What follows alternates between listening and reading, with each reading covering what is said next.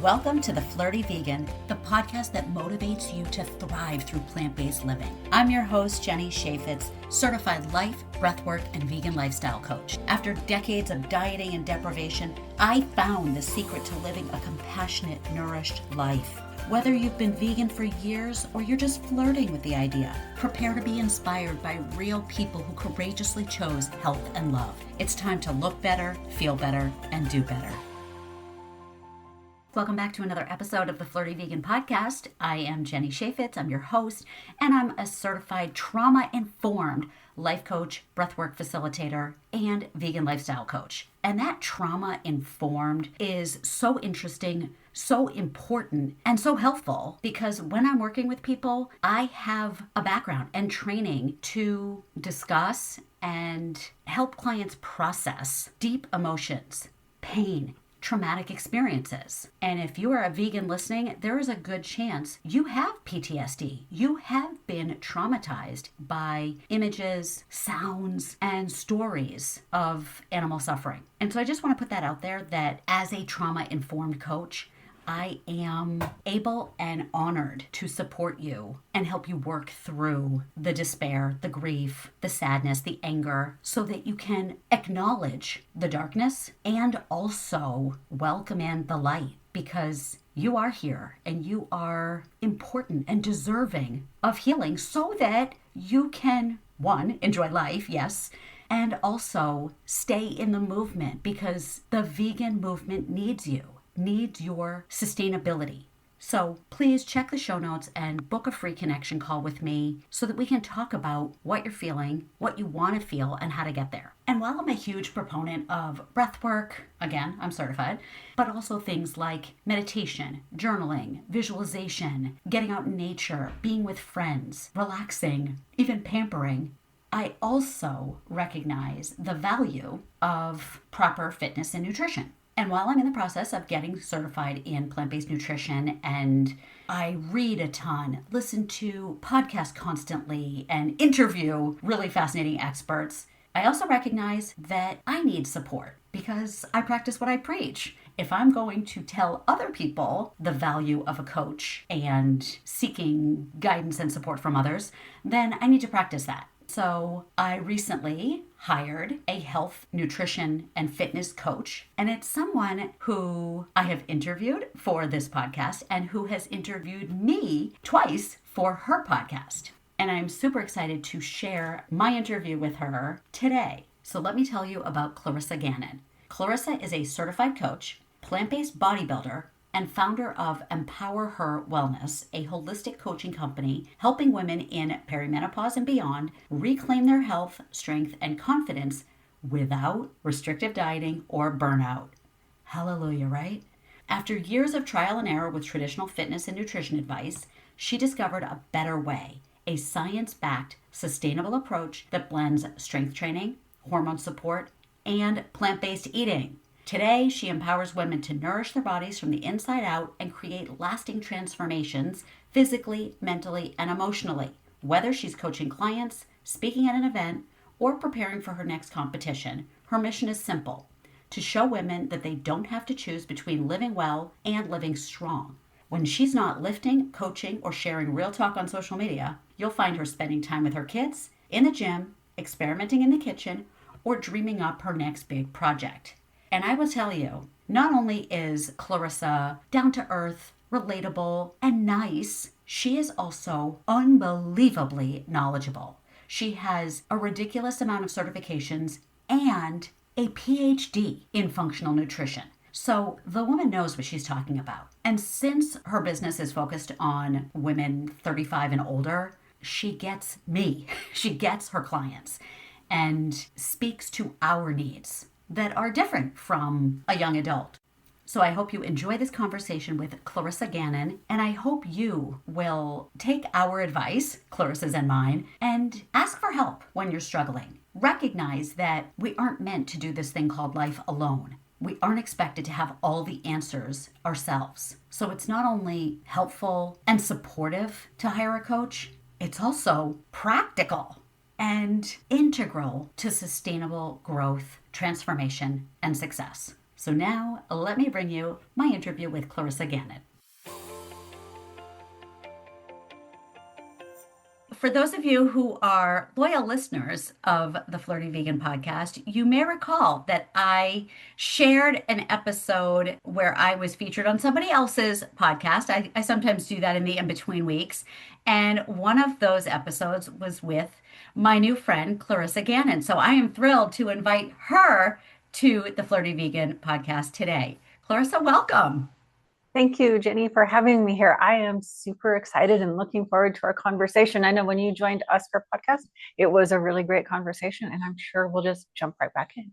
Right, right. It's so Yeah, nice to be able to reciprocate and just continue the goodness of it. So thank you for yeah, being here. absolutely.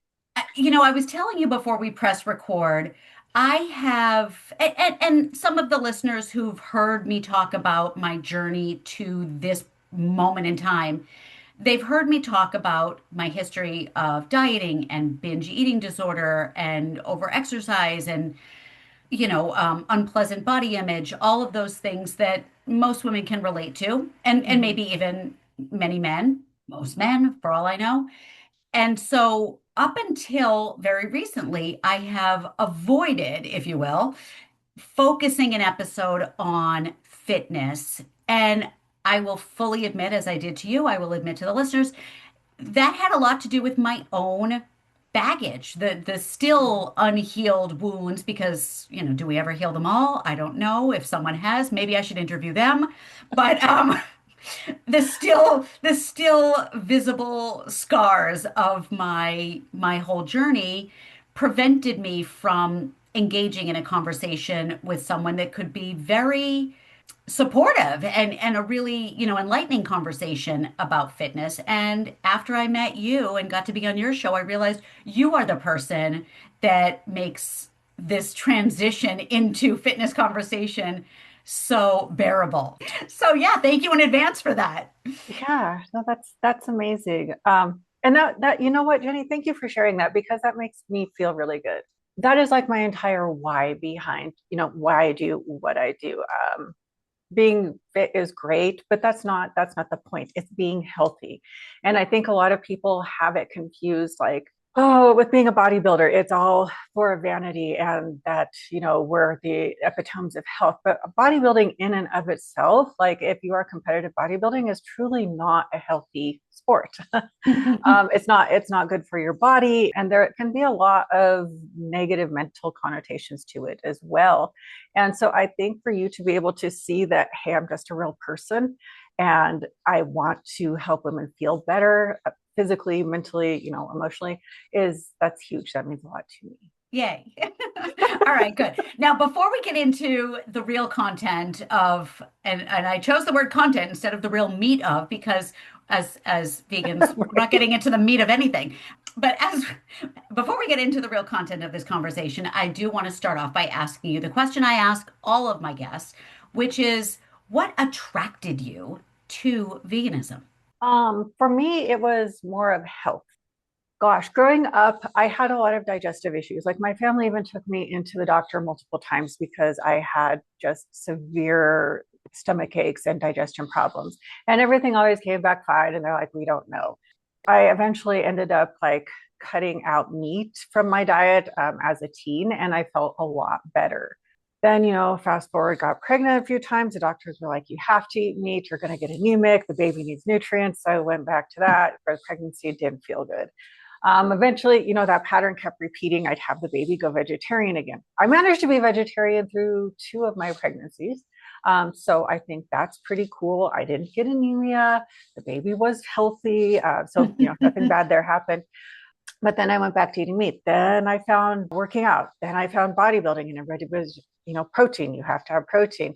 Mhm. Well, all my digestive problems came back. So we were we were on a family vacation in California, and my husband's family is Hispanic, so there's lots of meat, lots of burritos and tacos and all of that, and like very little vegetables. So that was like even worse. We ended up coming home from vacation, and I was so sick. Like my stomach was so swollen. My entire body felt inflamed. I got a fever. Like it was just horrible. And that was the last time I ever ate meat. That was like back in 2016.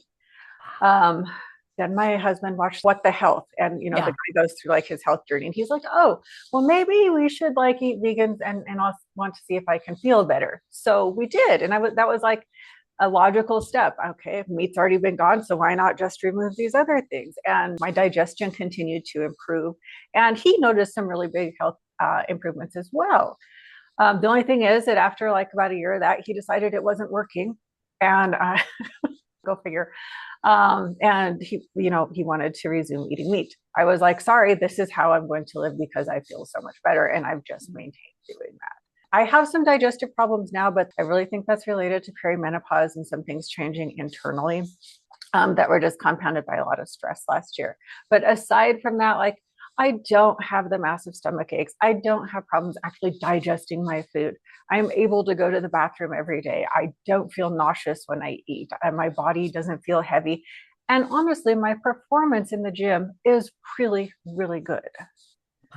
So I think, that is how, like, kind of long story, but that's how I arrived to where I am today. I love it.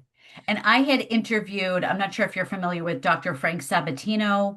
He is a chiropractic neuroscience PhD wizard. Okay. And he wrote a book called Weightless, which Mm, combines the health and the spirituality. And it's amazing to get like both of those perspectives from a medical professional, both the yeah. science and the spirituality. But he had a very similar childhood experience to what you described. And Interesting. his journey began when he said in his words, he healed his IBS, his colitis Mm-hmm. with a plant-based diet. And then the rest was history. And it kind of informed his career and the direction that it went and what he chose to focus on, and then learning more and more about the other aspects of Right. the lifestyle, Yeah. which really cemented everything. Right. Yeah, and that's something I've noticed too is that, when you choose to eat this way, it can be like a process. I think some people maybe like, make a 180, but for a lot of people it is a process. And the longer that remain eating vegan, like the more it transfers over into other things, and you look at your clothes and you look at your face products and your hair products and your cleaning products, and then like eventually you wake up one day and you're like, what has been going on?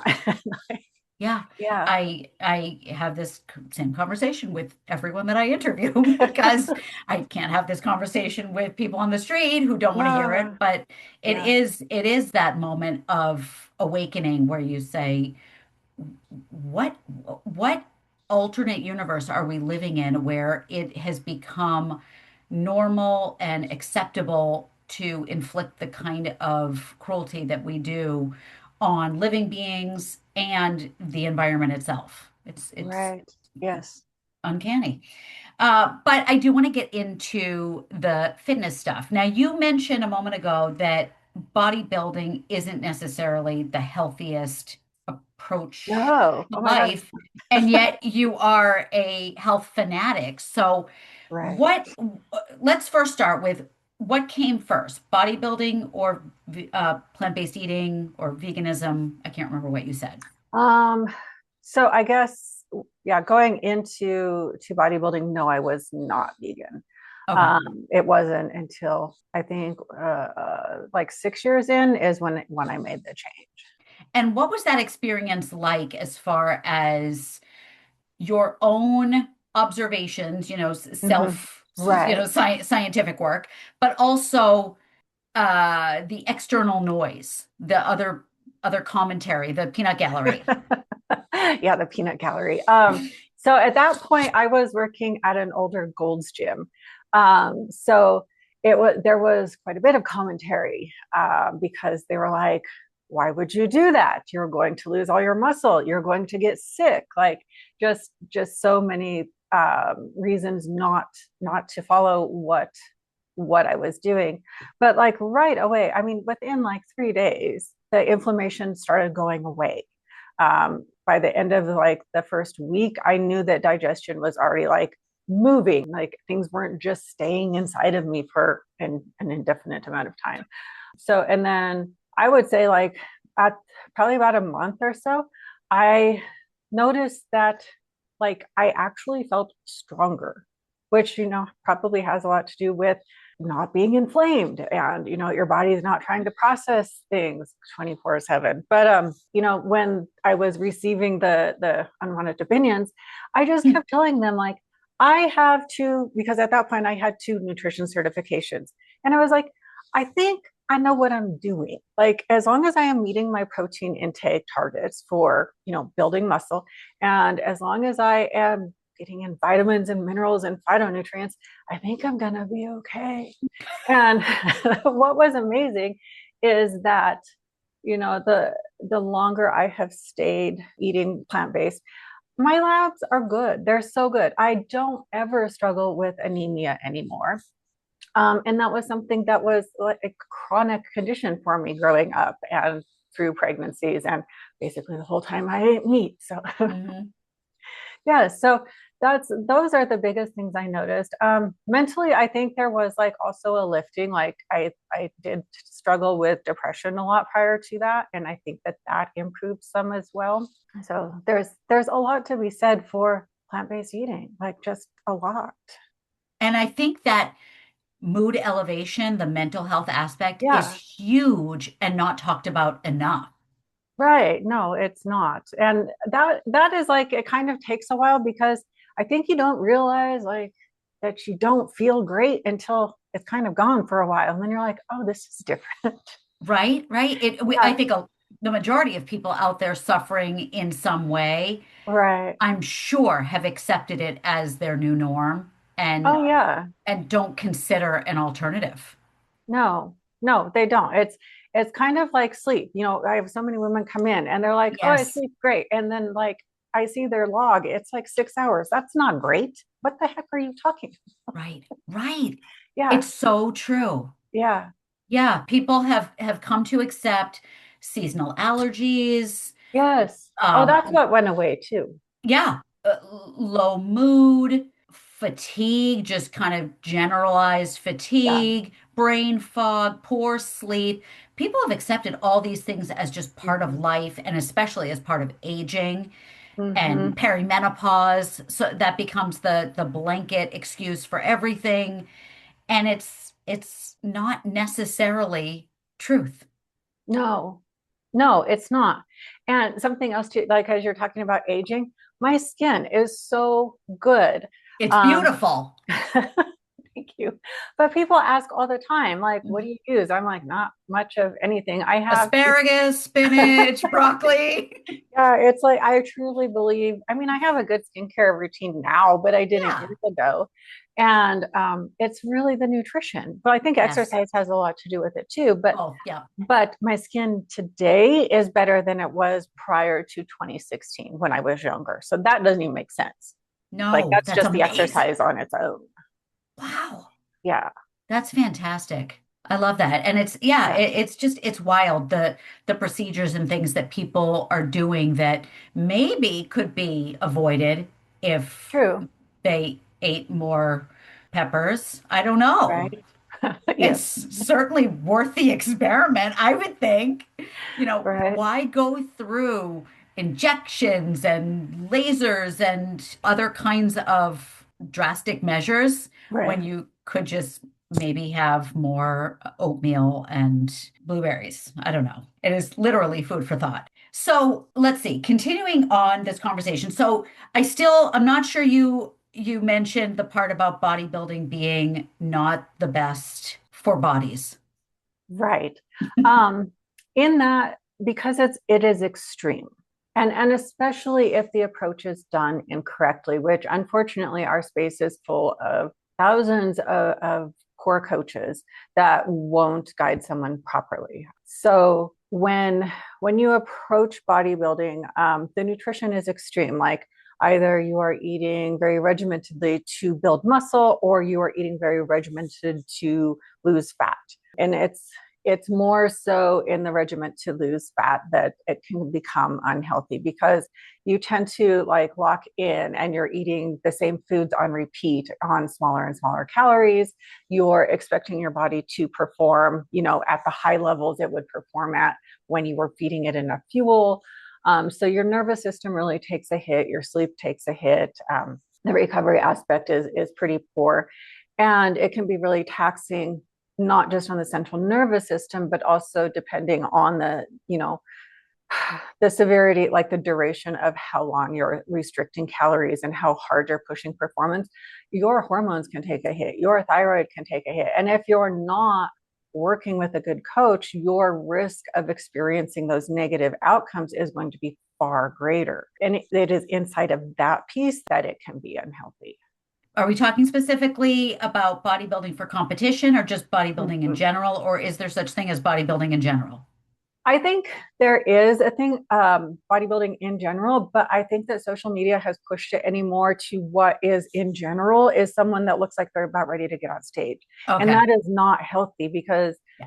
well, because our body fat's really low. And especially Yeah. as women, like, not that, we want to walk around looking like we don't work out, but we want to have some body fat for the health of our Y- endocrine system and thyroid and Yeah. yeah. Yeah. There's a vegan bodybuilder that I follow on social media, and it's wild the difference between her stage competition photos Mhm. and her everyday beach photos. I mean, it's a funny comparison. Yeah, no, it really is. And I think people don't realize that. So, well, I'll have girls that come in and they want to look like that stage picture, and you can't. Like, sure, maybe we could look like that if you want to get on a whole bunch of performance enhancement drugs, but what are you going to do to your health, like Mm. long term? So I think that social media has really made expectations like set them in a negative space. Okay, so someone with your background, your knowledge, which is both lived experience as well as a whole lot of packaged knowledge. I mean, you have a Mhm. PhD in a scientific field. So what would you say, or how can you speak to the health of, I guess, maybe not competition, but Mhm. building muscle as a woman specifically? I'm sure men can find value from this conversation, but you are a woman, so you can speak to a woman. What can you say about building muscle in a healthy way as a vegan who is not going to use performance enhancing drugs? I have to gather my thoughts here for a second. So, um, so you have to look like sort of at the big picture, right? You have to have foundational systems covered. Like enough food is a big deal. So many of our clients that come in are not eating enough. If Mhm. you're not eating enough, I don't care who you are or how old you are, it's going to be really hard to build muscle. Probably impossible. You cannot build something out of nothing. And then, so that is like one of our pillars. You have to look at your sleep. If you are getting 4 to 6 hours of sleep, you're probably not going to be able to build muscle. We have to have that regenerative time when your body is processing and going through the different systems that it has to while you're sleeping. And if it's not getting that, your experience building muscle is probably not going to be very positive. So those are like our two foundational pieces. And then because of the functional medicine piece and wanting everyone to be healthy, you have to kind of look further. So looking into gut health, looking into hormone balance, looking into your daily stress management. Those are two other really big pieces that make transformation easy or hard. If we have chronic gut inflammation, if we have a silent gut infection, if we aren't absorbing our nutrients because we have like no keystone bacteria in the gut, again, it's going to be hard. If your hormones are tanked, if your adrenals are tanked, again, it's going to be really hard to have any kind of positive body transformation. And both your hormones and the gut are really reliant on your stress balance. So if you just wander around and you're all stressed out all the time, it's again going to be a really hard journey. So, what have you done in your life to ensure that you're checking all those boxes and meeting all of those measures in each of the pillars? Well, I not compulsively, but we'll just say that because it sounds funny. I compulsively track my calories. But that way I know, like, did I meet my protein target? Am I getting enough protein, or am I eating all the tasty fats and carbohydrates? Because that's really important. But it's also, tracking is handy because then you can also see, like, are you getting in vitamins and minerals and those micronutrients that we need for our overall health? I know people think vitamins are just vitamins and don't really know what they do, but they're involved in so many processes, like like your ability to build muscle, how your hormones behave in your body. Is your thyroid getting sufficient nutrients to even function? So by tracking your food, I know a lot of people label it as compulsive, but it can give you a lot of valuable data as to what is actually going in your body. So I do that. Another couple of things that I do is mindfulness practices or breath work that really helps me to stay grounded and be able to better manage my stress instead of just like vibrating all over the place because, well, you have to do this and you have to do this, and then something happens over here. But then part of that management too is also setting boundaries, because if I am supposed to be doing this at this time and I choose to do something else, I'm messing up my whole schedule. So I try to stay very regimented with my schedule. So when things happen like they did this morning with my calendar not working and getting triple booked, that's some kind of a monkey wrench into things because I don't have the capacity to be in three places at one time. Right. Right. Yes, but setting those kind of boundaries, and not just with work, but with your friends, with your family. Like, if you don't want to go to an event, just say you don't want to go. Your body, your central nervous system will thank you. I'm sure your friend will understand. It's not going to be the end of the world. But like those kind of things I found to be really, really key. And then even setting boundaries inside the house, like, hey, dude, I know that you're hungry, and I also know that it's okay that you can make your own food, but will you please clean up your mess? You're 18. You are capable of wiping the counter off and cleaning the dish after you make something to eat. It's not a failing on my part as a mom to not clean up after him. He's a big boy. And even, but this holds true even with younger kids. Like, because my life was busy, I had to start like having my kids do their own laundry when they were in grade school. Like, I know you're as big as the washer, but you can put your clothes in there and transfer them to the dryer. So Yes. yes, so like things like that. And it doesn't mean that you're not a good mom. They have to learn those skills anyhow. It's our job to teach them, but it takes a little bit off your plate. So like when we can start delegating things out, and that's been a big part inside the business too, is delegating. Like, I don't have to do all the things. And it can really, really help to manage your stress. I think I just read a whole thing on that last week of women are able to actually rest when they know that XYZ is being taken care of. So So good. So yes. good. Yeah, so Yep. those are some of my key practices that I do. I make sure that I get self-care time. Like, and that doesn't mean that like I go to the spa. I like to go to the spa, but it doesn't mean I go there all the time. I take a lot of baths. I have some fiction books that I enjoy reading.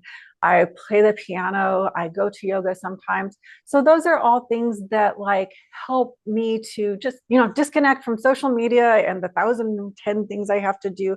They're not related to the gym or working out. They're my time, and it helps to fill me back up.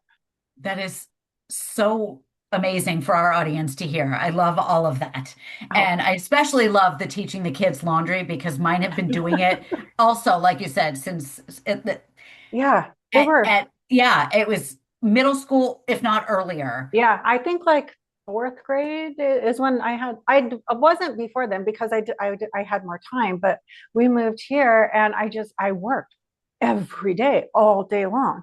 And yeah, so I was like, sorry guys, you got to start doing your own laundry because I just can't. Yeah, and the Yeah. number of kids that show up to college not knowing how to do their own laundry is astounding to me. So good on you for that. Yes.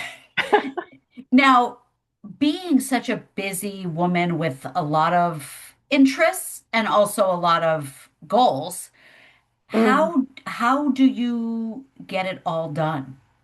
I think it goes back to having the boundaries. Like, I use my calendar. It literally tells me what to do. If it says to go here and do this thing, it's like my piano practice is booked onto my calendar. My study time for my classes is booked onto my calendar.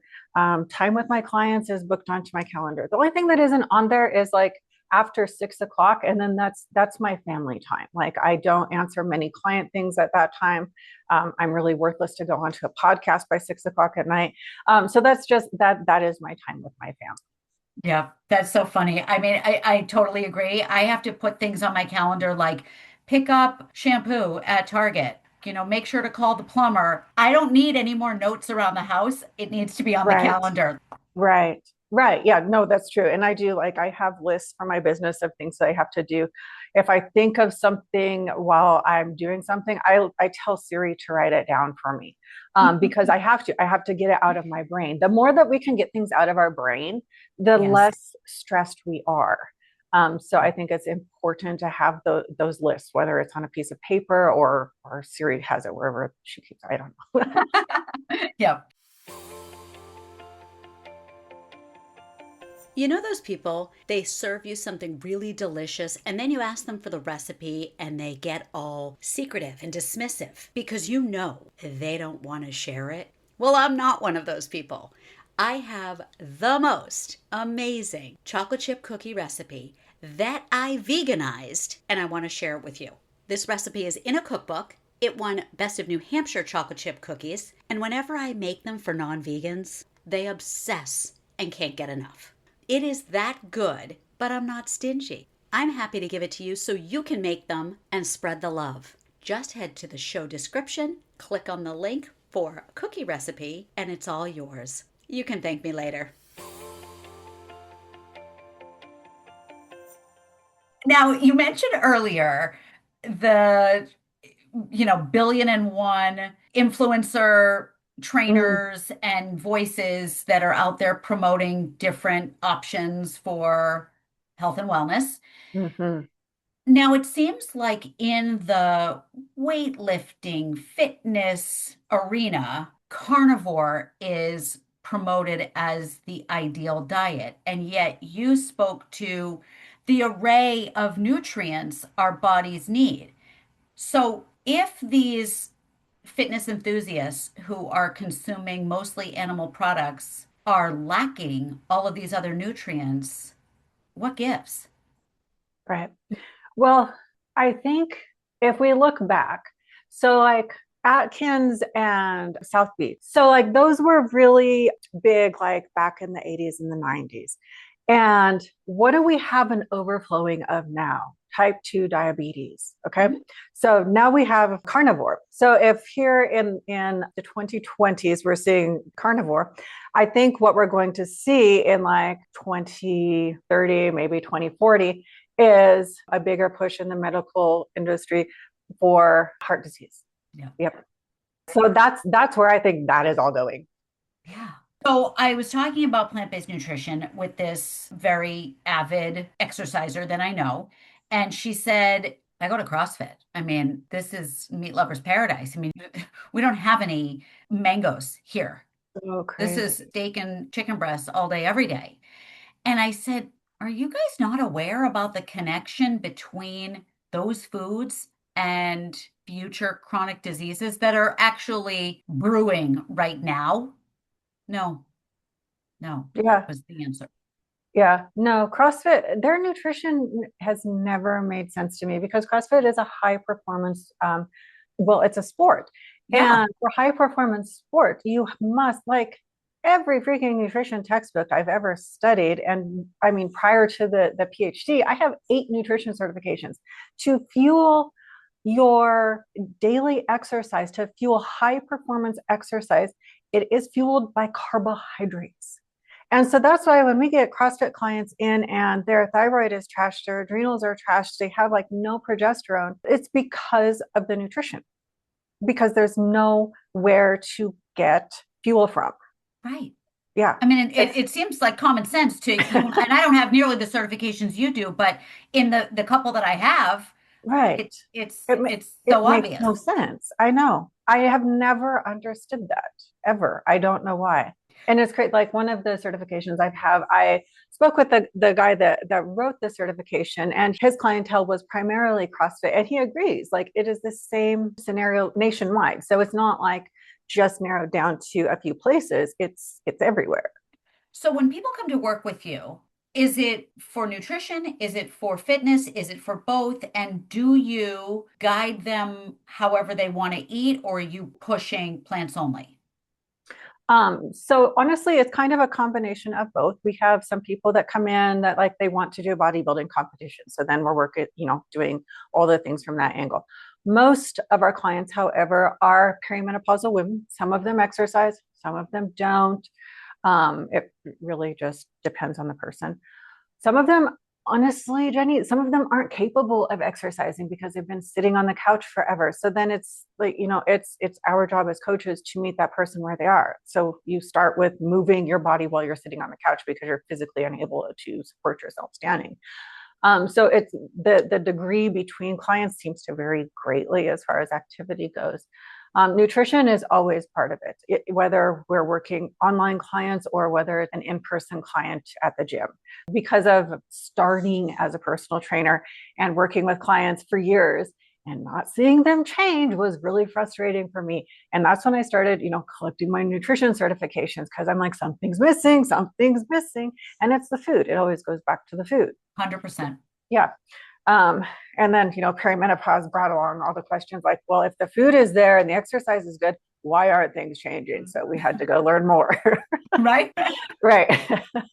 But yeah. And then as far as nutrition goes, I don't necessarily like make them eat plant-based, but it is always recommended.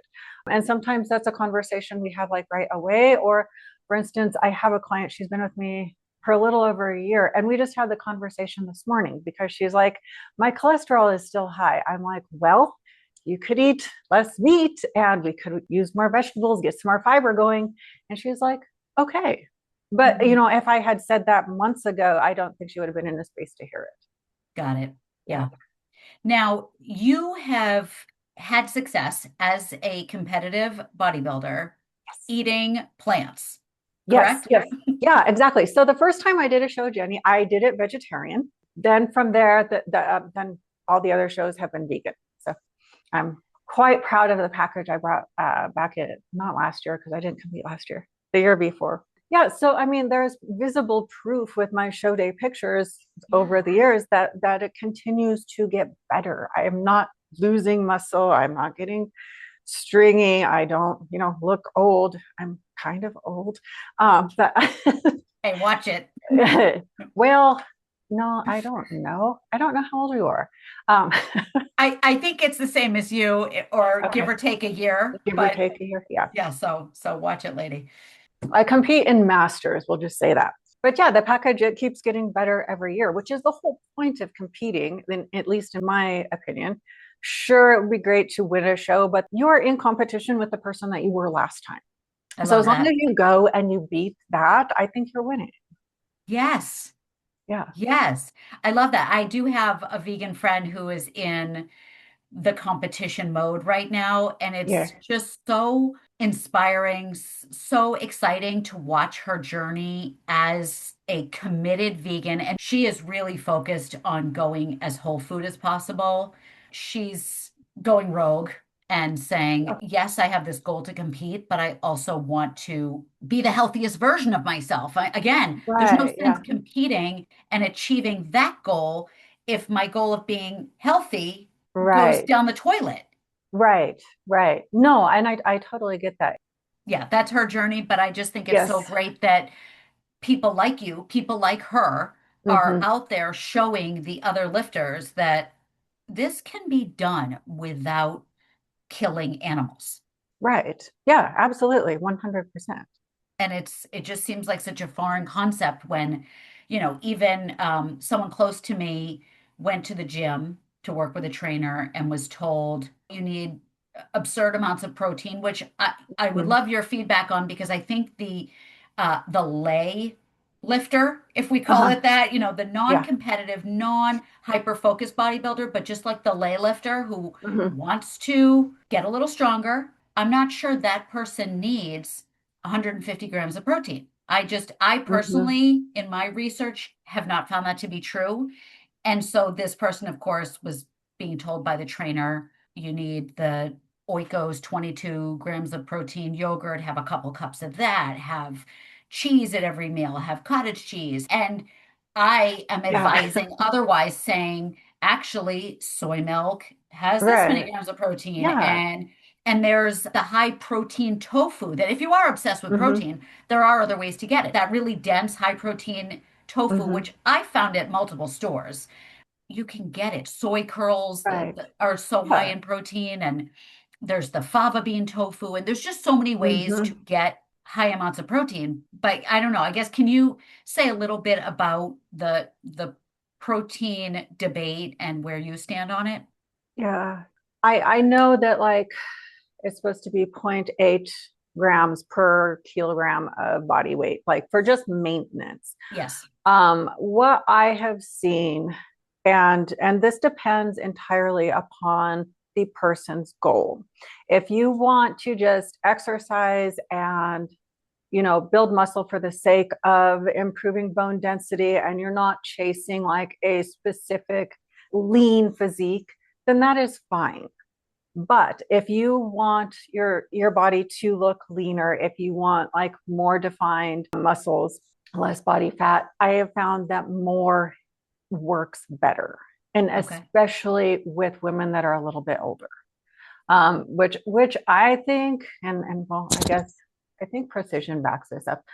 But as we get older, we stop producing so many digestive enzymes, like the amount just starts to die off.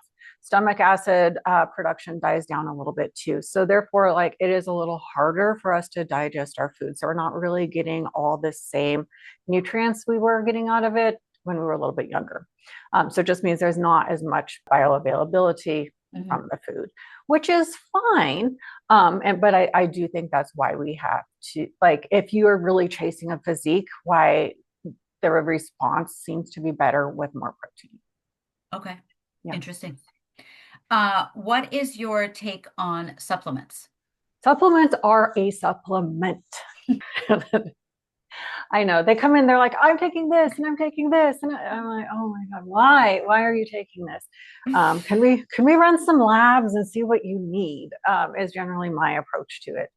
I think for most vegans, like you need vitamin D, you need B12, maybe you need iron. It just really depends.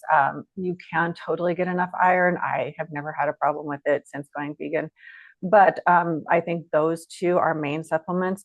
And then you can, depending on the condition of your gut and whatever else you have going on, you can look at like the omega fatty acids. Like I love the algae oil. Does Mm, your thyroid, is it getting enough nutrition? But do you need iodine or do you need selenium? I don't know. So having labs, I think, gives you a much better idea of what your particular body needs, which is going to be different than what somebody else's needs. And please mm. stop taking blanket probiotics because it's not healthy. I know. And I wish people could understand that the whole supplement thing, it's an industry. It's a money-making Right. industry. So Yes. they're doing their job well if you are convinced that you need to take a handful of pills every morning. They've succeeded, but Right. you do have Yes. agency, Yes, yes. Well, like I own a supplement company, but right? I don't always recommend them because you don't. Oh, I'm not the best person to be running it apparently because you don't need it. Like, don't take it just because. Take it because it's actually something your body needs. And that is a reason that I would buy from you because you are a supplement business owner with a soul. So thank you. Well, thank you.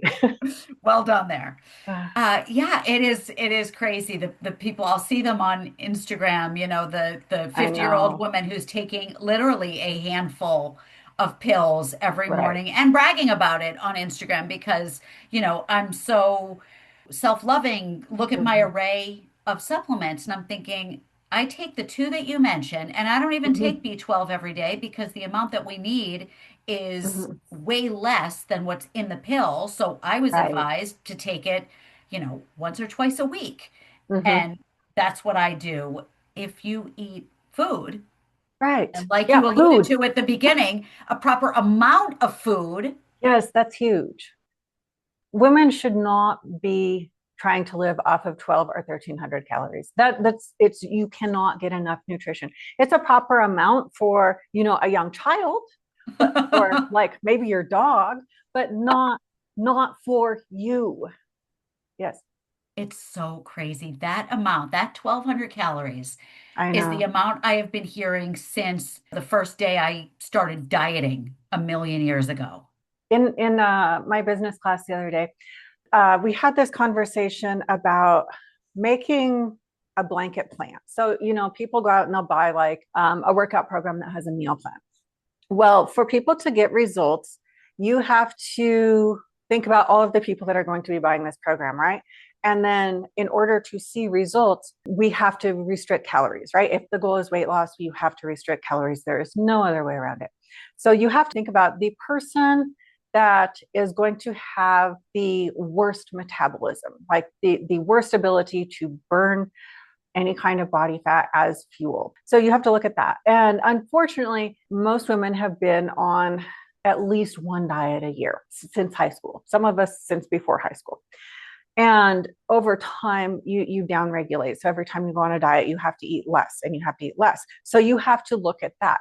And that, I think, is how we reach 1,200 calories, because really you can't, as dietitians or nutritionists or whatever, you're not supposed to go below 1,000 calories, because then you have to get a doctor involved and have it be medically supervised weight loss. So if we stick to like 1,200, then we're safe.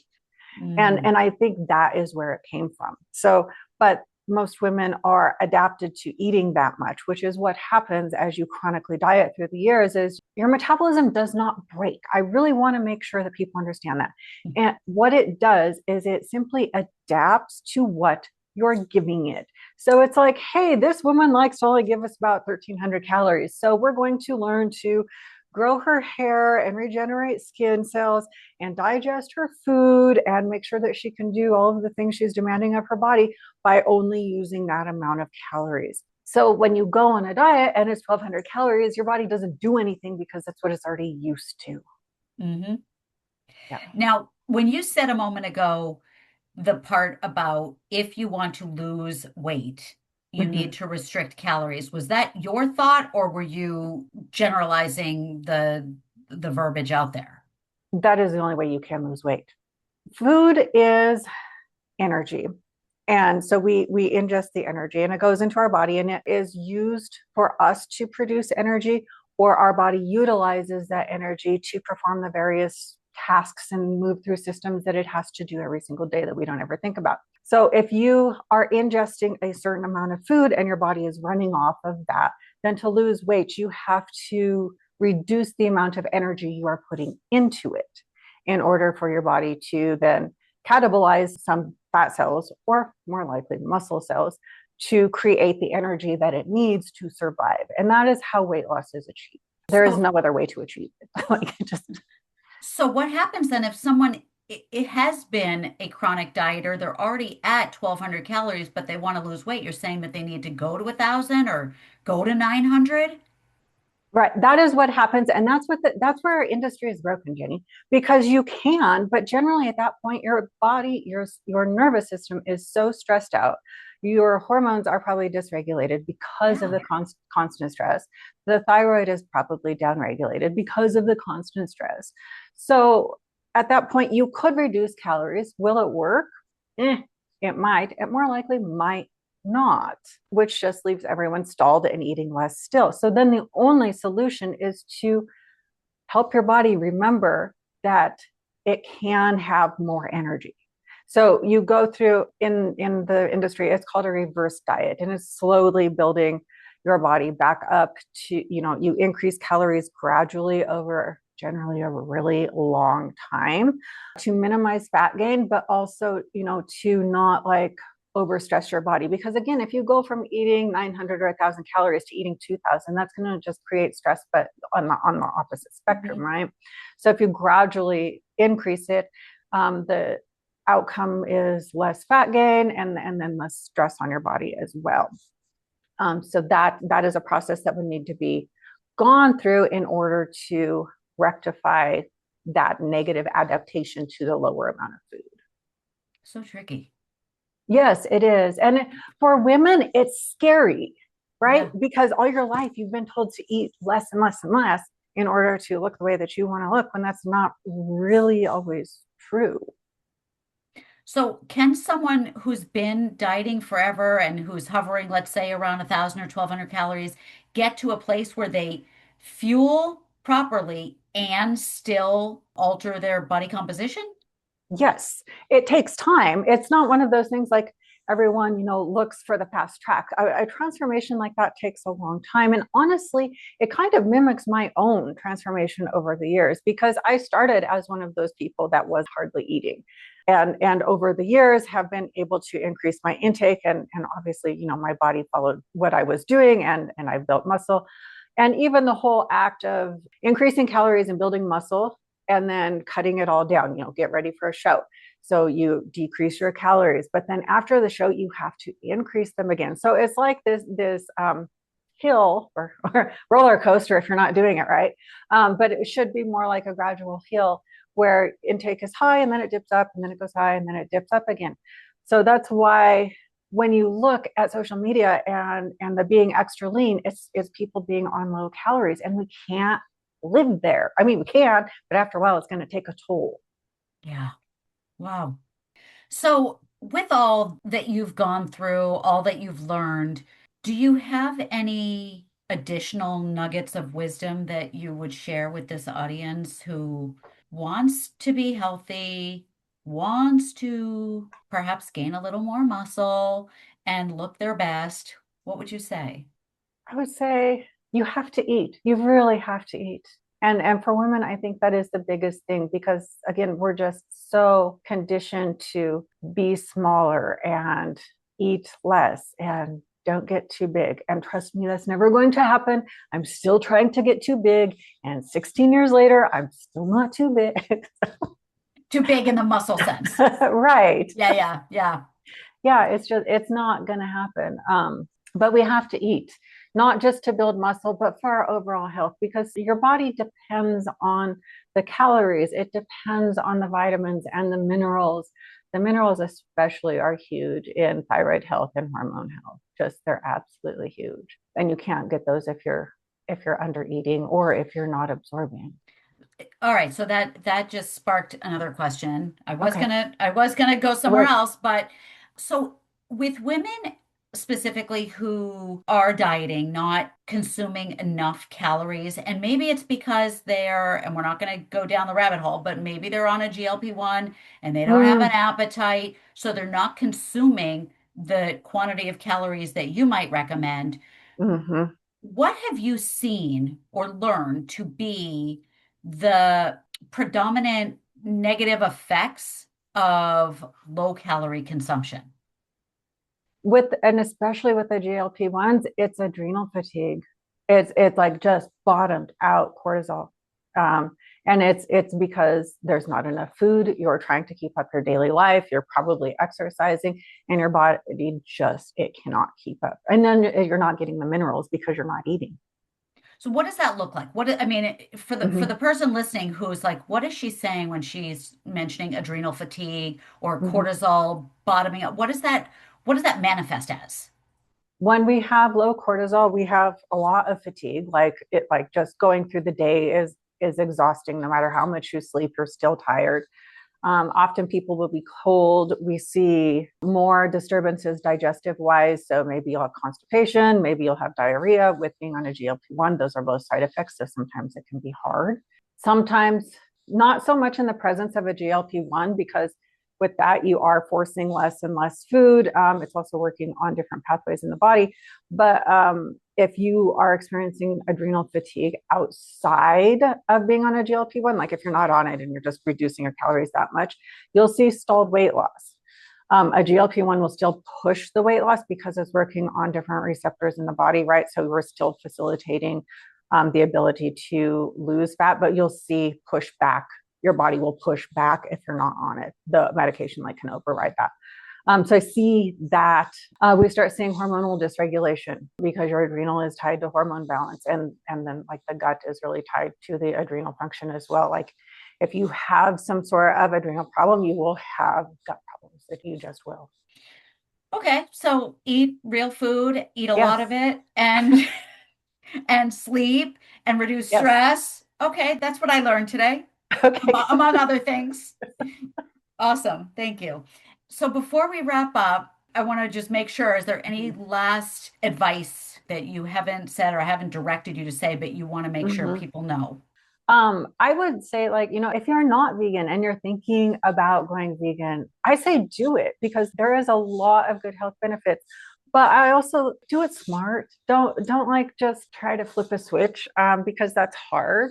And I also think, if you don't have a lot of nutrition education, which I don't know that a lot of people do, and please don't trust TikTok and Instagram for your nutrition education, but maybe find a coach. And this also, like, you have to be careful because there's a lot of people that say they know what they're doing when they don't. So my recommendation when searching for a coach is get on a phone call with the person and ask questions. If they won't get on a phone call with you, they're not going to make a good coach. They're just not. I've been in this space a long time and I know. Have a conversation because a lot of coaching is too, it's not that we just give you a workout plan and a meal plan. Coaching doesn't work like that. A lot of people do it. It's not coaching. Coaching is an actual relationship between yourself and your coach, and it needs a lot of work from you in the form of communication and consistency.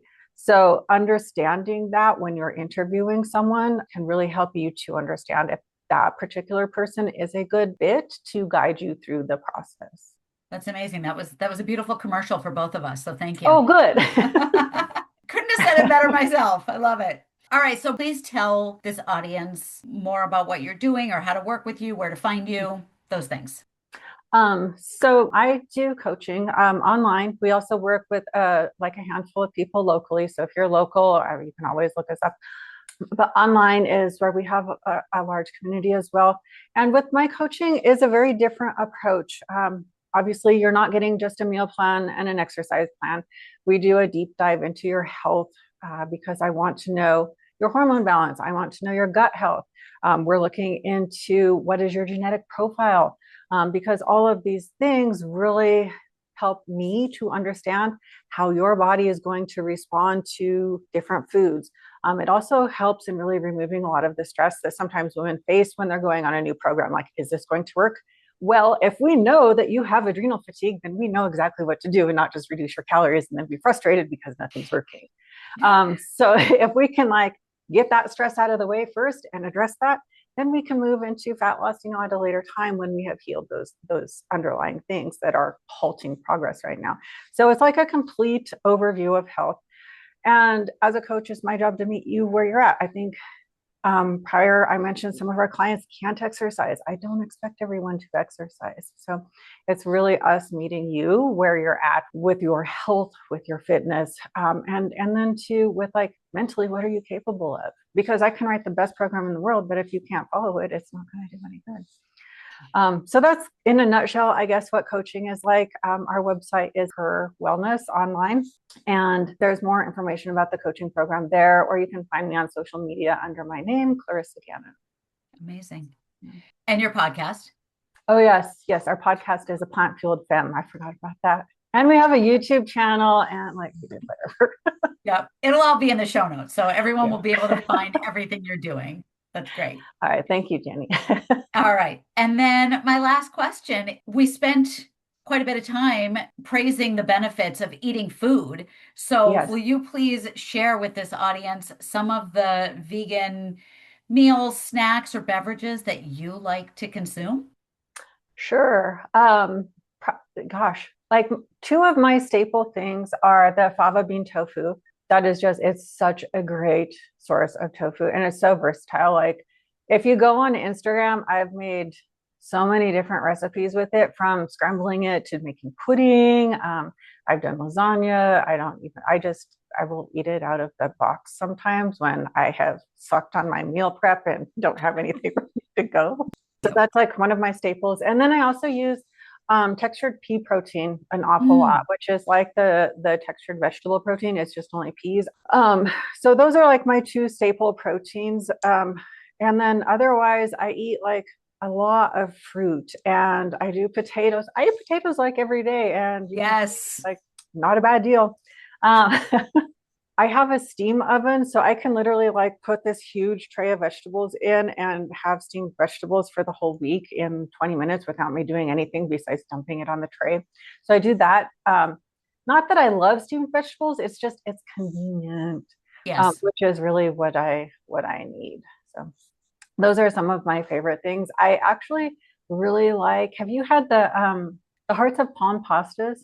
I have not had hearts of palm yet. I've seen it, but Yeah. I haven't gotten it. Yeah, those I use a lot during prep because they're pretty filling, they're pretty low in calories. They're actually really low in calories, but you can eat a whole bag of them and mix that with some of the textured pea protein. And there's a butternut squash soup that I really like, and I mix those things together. It's just like super simple. I don't spend a ton of time making my meals. Like I just literally don't have time. Yeah, and that's why I ask all the guests to share Yeah. favorite foods because it's so helpful to hear that it's not complicated. I mean, I've had people Hmm. sing the praises of meal delivery, of Yeah. packaged things, and also the Right. simplicity of steaming vegetables, making Yeah. rice or pasta, Yeah. air frying whatever, and just throwing it all on a plate. Yeah. Yeah. That's what I do is I do the steamed vegetables and then I cook like a whole big pot of potatoes. And that's like one of my meals. Breakfast is usually really easy because it's, a protein shake and some fruit, or I'll do like oatmeal and a protein shake. It's super easy. Right? Yeah. That's what I want people to hear. It's super Yeah. easy. Super easy. Amazing. Yeah. Well, Clarissa, I am so grateful for you being on this show, and I'm so glad that I could highlight you the way you did so nicely for me. And I'm just thrilled that this audience can take some of your vast knowledge and go run with it. I hope so. I hope so. Well, thank Yes, you so much for having me on. It was another great conversation, and I know I certainly enjoyed it. And I really do hope your audience can find something of value to take away from today. awesome. Awesome. Thanks, Clarissa. Absolutely. Thank you. Can you see why I hired Clarissa as my coach? I mean, she's good, right?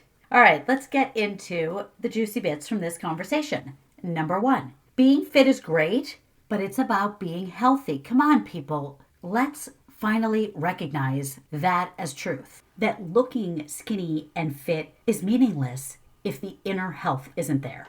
Number two, we accept mediocrity as normal, even great, because it's so common for people to have not great health. Things like stomach aches, digestive issues, constipation, bloating, inflammation, mental fogginess, skin issues, poor sleep. These are all things that aren't great, but perhaps common. Number three, bodybuilding as a regular habit is not the best for bodies. So we're not talking about strength training here. It's extreme. Very regimented nutrition in order to lose fat and look super, super lean. And that lifestyle affects nervous system, sleep, recovery.